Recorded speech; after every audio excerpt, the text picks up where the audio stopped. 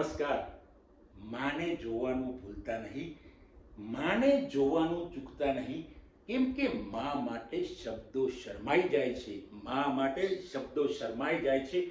મા એટલે બ્રહ્માંડનું એકમાત્ર અદ્ભુત સ્વર્ગ. મા એટલે ડર ભગાડનારું અનુપમ ઘર. મા એટલે ડર ભગાડનારું અનુપમ ઘર.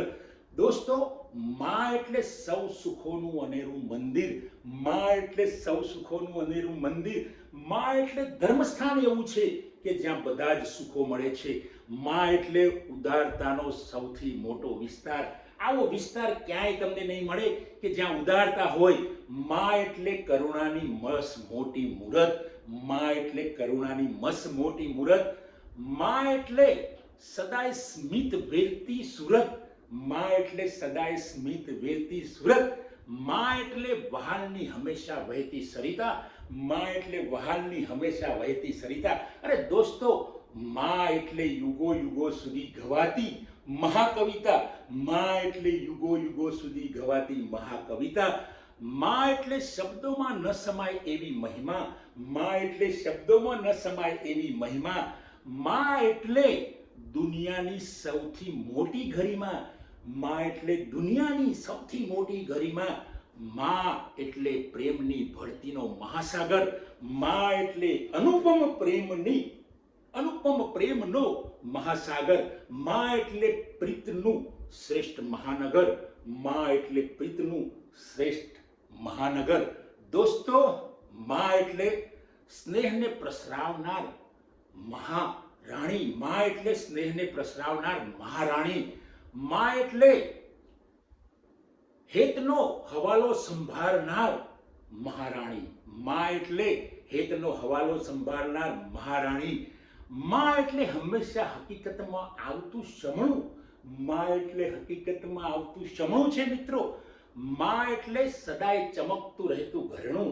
મા એટલે સદાય ચમકતું રહેતું ઘરણું. મા એટલે મમતા મહેકાવનાર મહાબાગ. મા એટલે મમતા મહેકાવનાર મહાબાગ. મા એટલે પ્રેમી ગુસ્સાની લાલ આંખ. મા એટલે પ્રેમી ગુસ્સાની લાલ આંખ. જે આંખ આપણને લાલ દેખાય છે પણ એની અંદર અતિશય સ્નેહ છે, અતિશય પ્રીત છે, અતિશય વહાલ છે, અતિશય પ્રેમ છે. મિત્રો, મા એટલે ડિક્શનરીનો મોટામાં મોટો શબ્દ. આનાથી વિશેષ શું હોઈ શકે? મા એટલે ડિક્શનરીનો મોટામાં મોટો શબ્દ. મા એટલે તેને જોઈને ઈશ્વર થઈ જાય નિશબ્દ. મિત્રો, જ્યાં ઈશ્વર નિશબ્દ થઈ જાય ત્યાં પછી તો વાત જ ક્યાં રહી? ત્યાં વર્ણવવાની કોઈ જરૂર નથી. મા એટલે તેને જોઈને ઈશ્વર થઈ જાય નિશબ્દ. ઈશ્વર જો મૌન થઈ જતો હોય, ઈશ્વર જો સાદો બની જતો હોય, મા વગર ઈશ્વર જો અનાથ થઈ જતો હોય તો એનાથી વિશેષ શું છે? મા એટલે તેના વગર ભગવાન થઈ જાય અનાથ.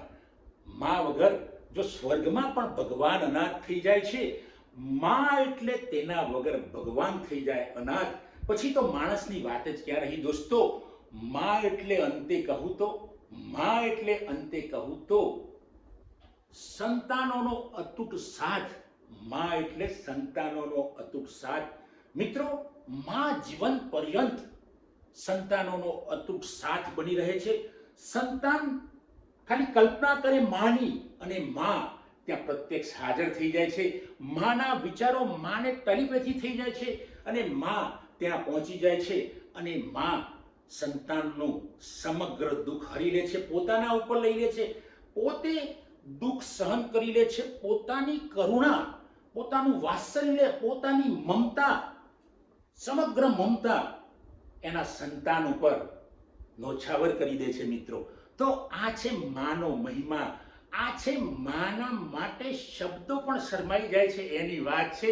આ છે મા એટલે બ્રહ્માંડનું અદ્ભુત સ્વર્ગ.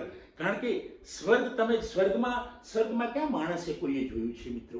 સ્વર્ગ તો કદાચ સાચી વાત હોય, કલ્પના હોય, સ્વપ્ન હોય, કંઈ પણ હોઈ શકે. સ્વર્ગ તો માના ખોળામાં મળે છે. સ્વર્ગ તો બાળકને, યુવાનને, અને માણસ મોટો થઈ જાય ને જો માના ખોળામાં સૂઈ જાય છે ત્યારે એને મહેસૂસ થાય છે કે હું સ્વર્ગમાં છું. મિત્રો, જબરજસ્ત દુઃખ આવી પડે છે ને જ્યારે સંતાન માના સાડલાના છેડામાં માથું રાખીને રડી લે છે ત્યારે એનું સુખ જાણે કે ક્યાંય અદ્રશ્ય થઈ ગયું હોય, અલોપ થઈ ગયું હોય એવું લાગે છે. એટલે માનો મહિમા, માની ગરિમા, માની પ્રતિષ્ઠા, આ બધા શબ્દો એના માટે નાના પડે. મા માટે ફક્ત શબ્દ વપરાય મા માટે ફક્ત શબ્દ વપરાય મા સિવાય કોઈ મોટો શબ્દ નથી આ વિશ્વની અંદર.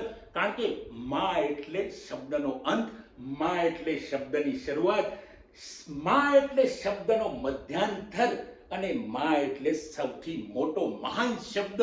મિત્રો, માને જોવાનું ભૂલતા નહીં. દોસ્તો, આ મારો વિડીયો આપ સૌને પસંદ આવ્યો હોય એને લાઈક કરો, શેર કરો, કોમેન્ટ કરો, અને જો મારી ચેનલ સબસ્ક્રાઇબ ન કરી હોય તો સબસ્ક્રાઇબ કરો. Thanks friend. જય હિન્દ, જય ભારત, જય મા, જય મા, જય મા.